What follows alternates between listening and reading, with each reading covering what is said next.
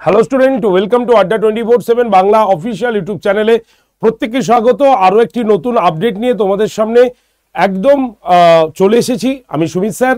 তো প্রত্যেককে বলবো যারা এসএলএসটি নিয়ে চিন্তাভাবনা করছিলে নতুনরা বসতে পারবে কিনা, কত সিট আছে, কত ভ্যাকেন্সি আছে ইত্যাদি, কর্মসংস্থান এই পেপারটাতে কিন্তু পাবলিশড হয়ে গেল। তবে অনেকেই এই কর্মসংস্থানটি হাতে পাওনি, কারণ এটা 24শে মের সংস্করণ। তাই এই যে তোমরা ফেসবুক পেজটি আছে সেখানে তোমরা এটাকে দেখে নিতে পারো। অলরেডি এটা পাবলিশড হয়ে গেছে, আমি সেটাও দেখে নিলাম। তবে গতকাল আমি তোমাদের জন্য এই শোটা নিয়ে আসতে পারিনি, কারণ অথেন্টিক না দেখলে, নিজের চোখে না দেখলে অবশ্যই আমরা আনতে পারবো না। তার জন্যই আজকে একটু দেরি হলো, তবে অথেন্টিক নিউজ তোমাদের সামনে চলে আসছে এই সেশনে। তাই তোমরা যারা যারা জয়েন করেছো প্রত্যেকে একটু সেশনের লিঙ্কটাকে শেয়ার করে দেবে। তো দেখো, আমি তোমাদের একটি শো করেছিলাম মনে আছে, এবং আমি সমেত যত আমাদের এরকম কম্পিটিটিভ এক্সাম সেন্টার রয়েছে তারা সবাই কিন্তু এই শোটি করেছিল। সেটি হচ্ছে আনন্দবাজার.com-এ অলরেডি এটা পাবলিশ হয়েছিল যে নতুন নিয়োগের নোটিশের খসড়া তৈরি করে ফেললো শিক্ষা দপ্তর, সুপ্রিম কোর্টের নির্দেশে 31শে মের আগে বিজ্ঞপ্তি। একদম পরিষ্কার বলা হয়েছে।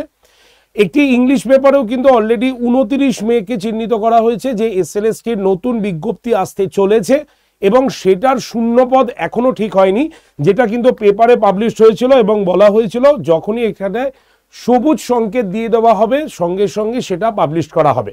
এরকম একটি নোটিশ তোমাদের আমি আগেও দেখিয়েছি, যেখানে পরিষ্কারভাবে লেখা ছিল যে এসএসসি সূত্রে জানা গেছে শূন্যপদের তালিকা হাতে পেলেই নিয়োগের বিজ্ঞপ্তি প্রকাশ করা হবে। ঠিক আছে, তো এবার অলরেডি জানতে পারা গেল যে শূন্যপদ কত আছে। এবং শুধু তাই নয়, এসএসসির তরফ থেকে নতুন পরীক্ষার্থীদের বা নতুন পরীক্ষার ক্ষেত্রে বেশ কিছু নিয়মাবলীও পরিবর্তন হয়েছে, সার সম্পর্কেও কিন্তু এই কর্মসংস্থান পেপারটি কিন্তু তাদের পেজে উল্লেখ করে দিয়েছেন। তো আমরা একবার দেখে নেব কি আছে। প্রথমেই আবার দেখাচ্ছি, দেখতেই পাচ্ছ এটা 24শে মের সংস্করণ, যেখানে রয়েছে স্কুল সার্ভিসের মাধ্যমে 40,000 শূন্যপদের বিজ্ঞপ্তি এই মাসেই। ঠিক আছে, এই মাসেই বলা হয়েছে, এবং সেখানে পরিষ্কার এখানে বলা রয়েছে 3টে ক্ষেত্রেই পরীক্ষা হবে, অর্থাৎ নবম দশম শ্রেণীতে প্রার্থীর সংখ্যা 12,905, একাদশ ও দ্বাদশ শ্রেণীর প্রার্থীর সংখ্যা 5,712, গ্রুপ সির 2,067টি এবং গ্রুপ ডির হচ্ছে 3,956টি, মানে সব মিলিয়ে এটা কিন্তু বাতিল হয়েছে।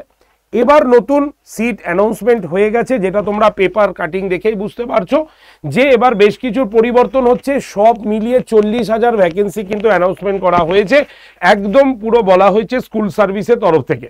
কি বলা রয়েছে আমরা দেখে নেব। দ্বাদশ শ্রেণী আর গ্রুপ সি গ্রুপ ডির পদে নিয়োগ বিধিতে একাধিক বদল আনতে চলেছে কমিশন। এবার ওএমআর শিট, কার্বন কপি পরীক্ষার্থীরা বাড়ি নিয়ে যেতে পারবেন, আর জমা দিতে হবে না। ওএমআর এর সংরক্ষণ সময়সীমা 10 বছর পর্যন্ত বাড়ানো হতে পারে। আগে কি হতো 1 বছর, ঠিক আছে, মানে প্যানেল শেষ তারপরে 1 বছর বা 2 বছরের পরে সেটা দরকার হতো না। এবার থেকে কমিশন সেটাকে 10 বছরের জন্য রাখার চিন্তা ভাবনা করেছে। আর কি বলেছে, পরীক্ষা পদ্ধতিতে স্বচ্ছতা আনতে ফল প্রকাশের আগে মডেল উত্তরপত্র প্রকাশ করা হবে। একদম মডেল উত্তর দিয়ে দেওয়া হবে যে কোনটা সঠিক অ্যান্সার দেখে নাও। ঠিক আছে, ওএমআর শিট তোমার কাছে চলে যাচ্ছে, কার্বন কপিটা, এবং তারপরে কি হচ্ছে কমিশনের কাছে কিন্তু সেটা জমা থাকছে বা সংরক্ষিত থাকছে 10 বছরের মতো, এরকম পরিষ্কার বলা হয়েছে। এবার এই যে নিয়োগ প্রক্রিয়া, এখানে নতুনরা কি পরীক্ষা দিতে পারবে, সেখানে কি বলা হয়েছে 2016 সালের পরীক্ষার পদ্ধতি মেনে পরীক্ষা নেওয়ার সিদ্ধান্ত নেওয়া হয়েছে।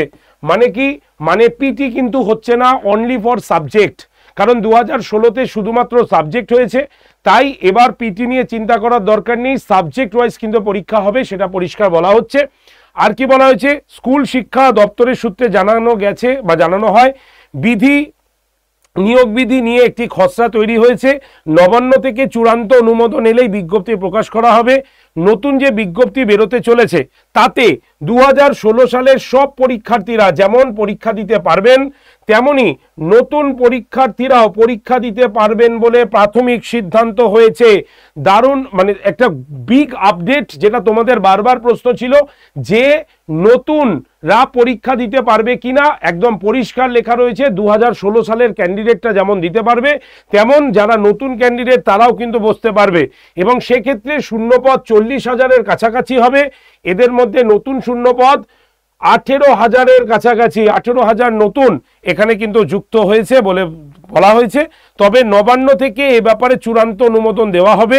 স্কুল শিক্ষা দপ্তরের কাছে অনুমোদন এলে গেজেট নোটিফিকেশন হবে, তারপর স্কুল সার্ভিস কমিশন তার ভিত্তিতে নতুন বিজ্ঞপ্তি করবে। পরীক্ষার পদ্ধতিতে কিছু বদল আনা হলেও হতে পারে, কিন্তু নতুন শূন্যপদ পূরণের জন্য নতুন প্রার্থীদের জন্য বিজ্ঞপ্তি একই সঙ্গে বেরোতে নাও পারে। তার মানে পরিষ্কার বোঝা গেল, একটাই বিজ্ঞপ্তি 40,000, তাতে নতুন এবং 2016-র ক্যান্ডিডেটটা পরীক্ষায় বসতে হবে বা বসতে পারবে। তো এবার কম্পিটিশন আরও জোরদার হয়ে গেল। যারা 2016 সালের পরীক্ষা দিয়েছিলেন তাদের আরও ভালো করে পড়াশোনা করে চালু করতে হবে, কারণ পরীক্ষা তো নিতেই হবে। সেটা অলরেডি সুপ্রিম কোর্টের অর্ডার, সেটা কারো সাধ্য নেই যে সেটাকে চেঞ্জ করার। তো পরীক্ষা নিতেই হবে এবং সেক্ষেত্রে আর কিচ্ছু করার নেই। 2016 সালের যারা ক্যান্ডিডেট ছিলেন তারা আবার পড়াশোনা করুন, শুরু করে দিন, ভালো করে পড়ুন। এবং যারা নতুন ক্যান্ডিডেট তাদেরও এখানে চিন্তার অনেকটাই কেটে গেল যে আমরা পরীক্ষা দিতে পারবো কিনা, আপনারা প্রস্তুতি শুরু করে দিন।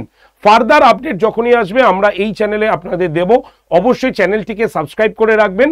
এবং আপনাদের জন্য এসএলএসটির একটাই মাত্র আপাতত ব্যাচ আমরা দেখাবো, সেটা হচ্ছে একদম হিস্ট্রি ব্যাচ, যেখানে আমি আপনাদের একদম 12 লেভেলের প্রত্যেকটি টপিক ধরে ধরে বুঝিয়ে ওয়ান লাইনার এমসিকিউ করাবো। কারণ পরীক্ষার পদ্ধতির পরিবর্তন হবার সম্ভাবনা প্রায় নেই বললেই চলে, যেটা আমরা দেখলাম।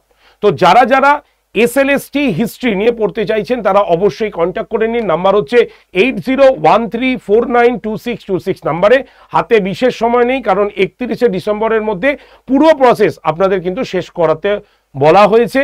কে বলেছে? সুপ্রিম কোর্ট দিয়ে দিয়েছে। সুতরাং এবার হাতে আর সময় নেই, প্রস্তুতি শুরু করুন, নাহলে এরপরে অনেকটা দেরি হয়ে যাবে। ডিটেল জানার জন্য বা ভর্তির জন্য ডিরেক্টলি কল করতে পারেন। নাম্বার হচ্ছে 8013492626 নাম্বারে। ধন্যবাদ প্রত্যেককে। অবশ্যই চ্যানেলটিকে সাবস্ক্রাইব করার পাশাপাশি এই ভিডিও লিঙ্কটা শেয়ার করে দিন আপনাদের বন্ধু বান্ধবদের কাছে, তাদেরও বুঝতে সুবিধা হবে, নাহলে অনেক লেট হয়ে যাবে কিন্তু। ধন্যবাদ প্রত্যেককে।